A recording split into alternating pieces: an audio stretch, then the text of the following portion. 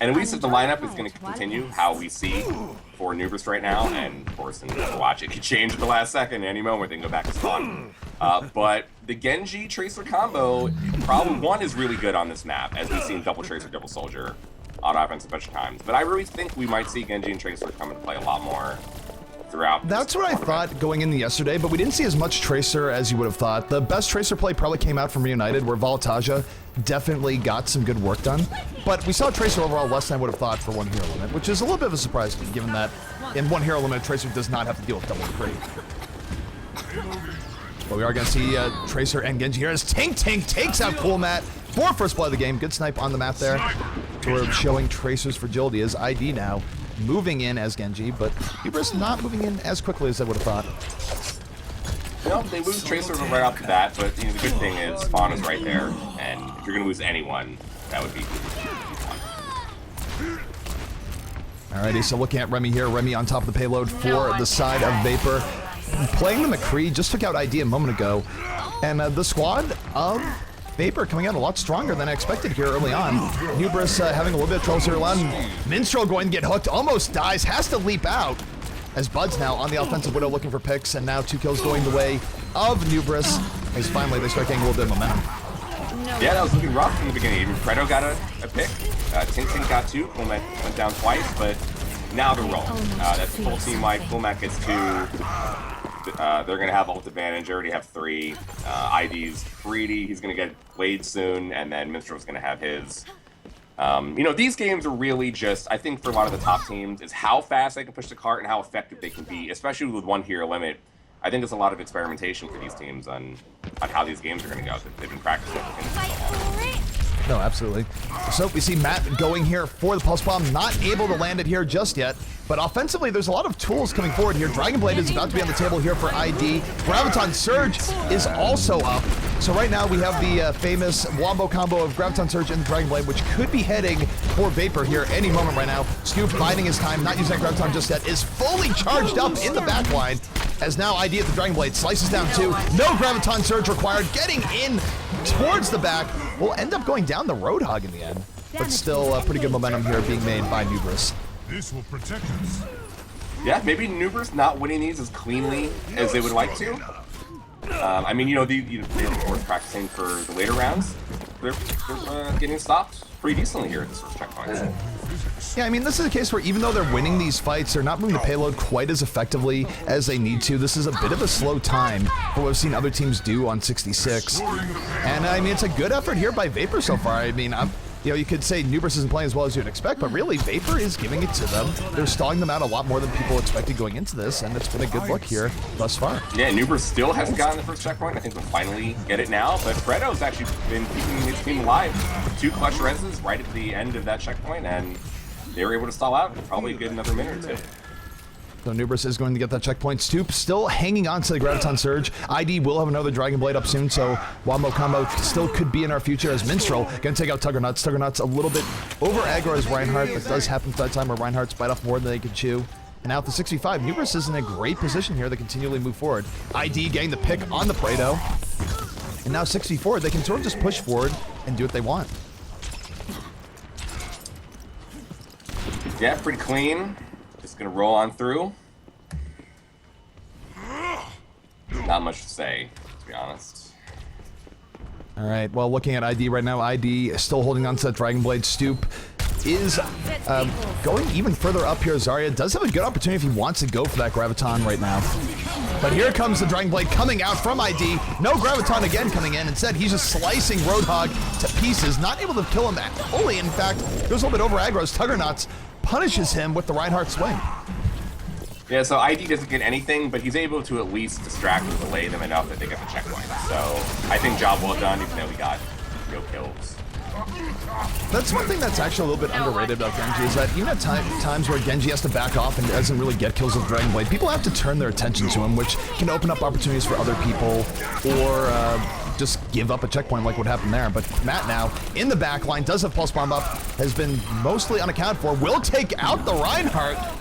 As a result, Matt now in a good opportunity, can drop the Pulse Bomb at any point, and it's good to see Tracer played again. We didn't see as much Tracer yesterday as I would have liked, but it's a hero that I've sort of missed seeing for a long time now. Now, I'm wondering how much of that is because every team has been practicing double McCree, so they feel more comfortable on one McCree Widow, as is part of the comp that we've been seeing this last part, and how much of it maybe teams aren't comfortable running Tracer. A little bit column A, a little bit column B. Certainly, I think a lot of teams haven't really had the practice with Tracer on payload, so that could definitely be a reason as why you don't see as much. Buds, though, in the back as Widow, completely unaccounted for right now, is able to take out Remy. Now looking for more. There is defensive Widow, looking for Buds. Buds reloading in the meantime. Not able to punish that Widow just yet. As Remy and Tuggernuts coming out, getting a few kills. We'll see if it's enough, though, as Tink Tink going to punish Buds. Tink Tink, all things considered, doing a pretty decent job as Widow this game, but it might not be enough. He's going to go down the mat, and now Matt, the only one on the payload, pushing it forward, trying to be the hero here, going to rewind, does have the pulse bomb at the ready, looking to land it, going to hit the Winston shield instead. But now only a little bit left here for Nubris to set a pretty decent time here in 66. But I say it's actually a pretty okay defense in Vapor so far. Maybe the second checkpoint, they went, even though ID didn't do any damage, they let the checkpoint go for free, but first checkpoint was a pretty solid hold, and now they have at least a shot. Pretty decent shot. We might see Death Blossom here from ID any second. He's in the fray of things, going the Wraith form. Death Blossom about to come out here from ID. There it is. Gets another kill. Might just have to sell here for the double, but still forces people back. Payload almost on top of its destination, 0.28 away. Okay, well. And Nubris going to get the capture. Not bad coming up from Nubris, but definitely could have been faster. I mean, 66 we've seen very, very fast times in the past, and even though I think Nubris will probably hold, Team Vapor really having a good showing here, I feel like. Yeah, I thought that was actually pretty solid. They held the part of the map with a few picks. They delayed the offense. They held down pretty strong at the first checkpoint at the end. I think they have still 6 minutes.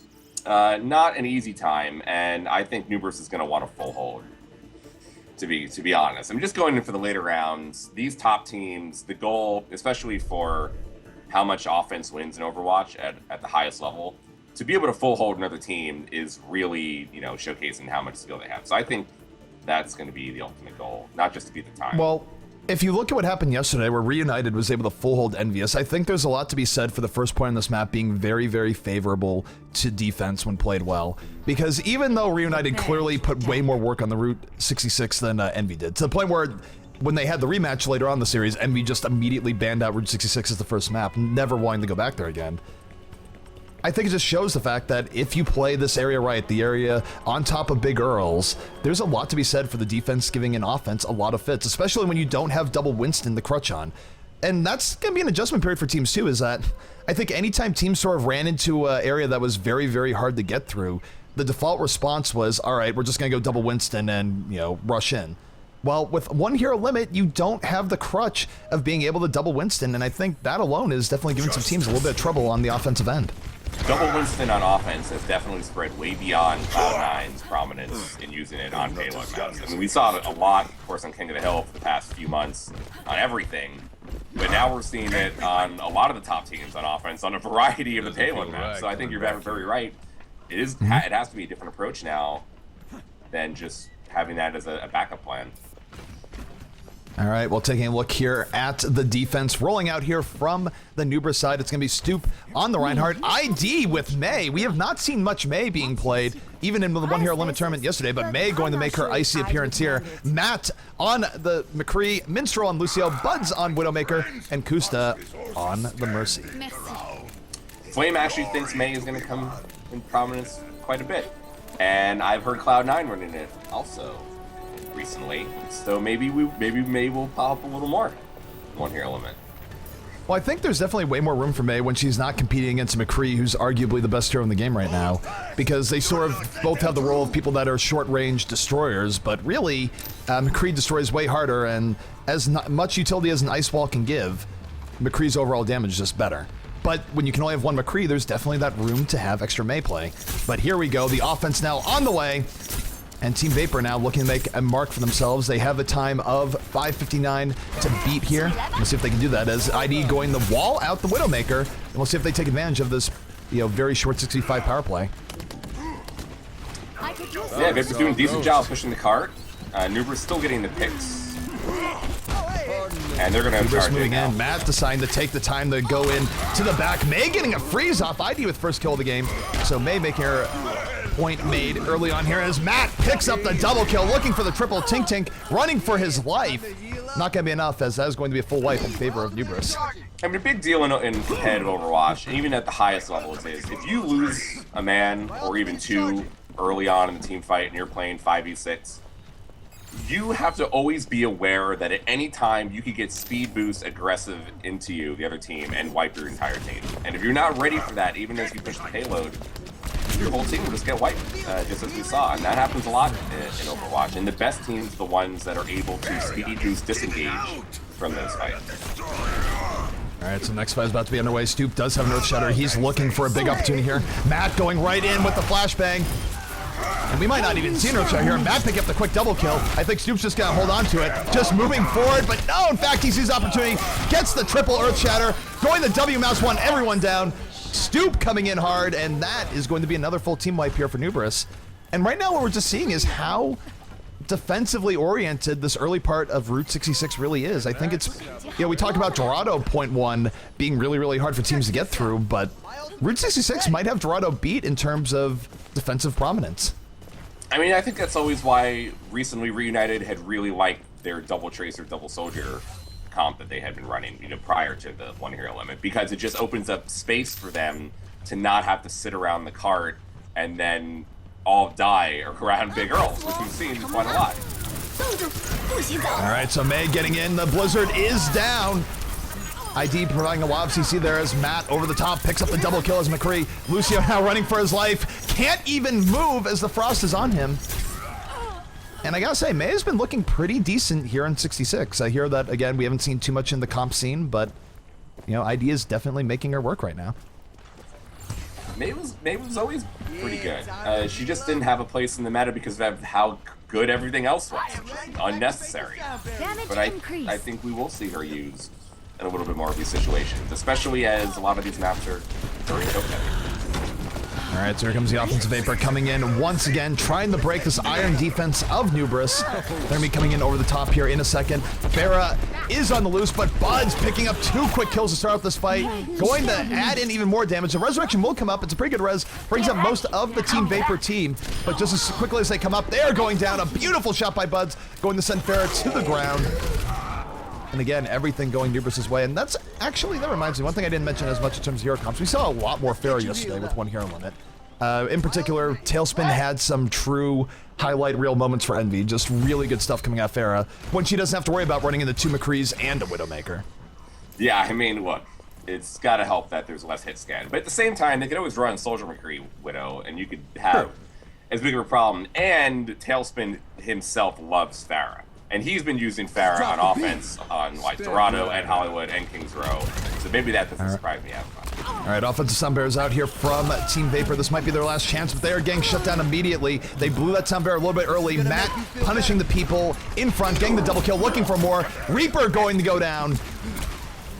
As again, Nubris on the verge of another full team wipe here. And that's sort of the difference between sort of your newer teams and your more veteran teams. If Lucio ult had come in a little bit later there, I think that would have been a much better engage, but the thing about Lucio ult is the shield doesn't last very long, decays pretty quickly, and even using it a second or two too early can have absolutely catastrophic consequences for your team. Yeah, and now Nubris has Sound Barrier, and they had Stoop's ult, so it's going to be very hard. And Blizzard. Yeah, for Vapors to do anything here. I've always thought Blizzard is an ultimate that might be a little bit better if it got buffed a little bit for May. It's not quite as impactful as other ults, but there are times where it can be very, very good even still. And right now, ID holding on to that ult, going to toss it out here in the end, going to be on top of the payload, which means they can't push the payload while that's in progress. ID getting the double kill off of that, and that should be GG. Overtime slowly going away here, and this will be a victory for Nubris. They're going to move on, and we'll see if they are going to be going up against Devastation, because that match should have ended by now.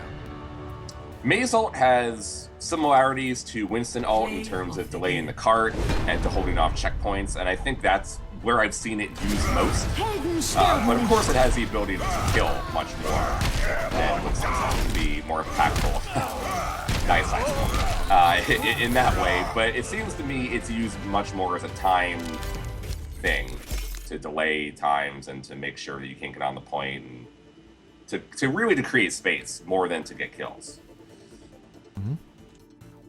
All right, so Devastation has gotten through to the winners bracket, a round of 16. So Nubris versus Devastation will be our next matchup. And that should be a good one. Devastation, again, they had some pretty good performance in the last Open that was going on concurrently with the LANs, and they do have some veteran players on there, including a player that might have the most play time in all of Overwatch in Poro. I mean, did anyone ever surpass him in level? I mean, maybe Court did, but I'm not sure. Maybe Korean players. Other Korean players along with Poro. I can see it. Alrighty, so we're getting right into it. Should have Devastation lobby here in just a moment, but yeah, and it's interesting you mentioned the Korean scene. The Korean scene, you want to talk about a place where Overwatch has been exploding in popularity. Look at the PC cafe stats in Korea. It is actually crazy. I think Overwatch is above Sudden Attack now, right? It's a firm number 2 and quickly approaching on League.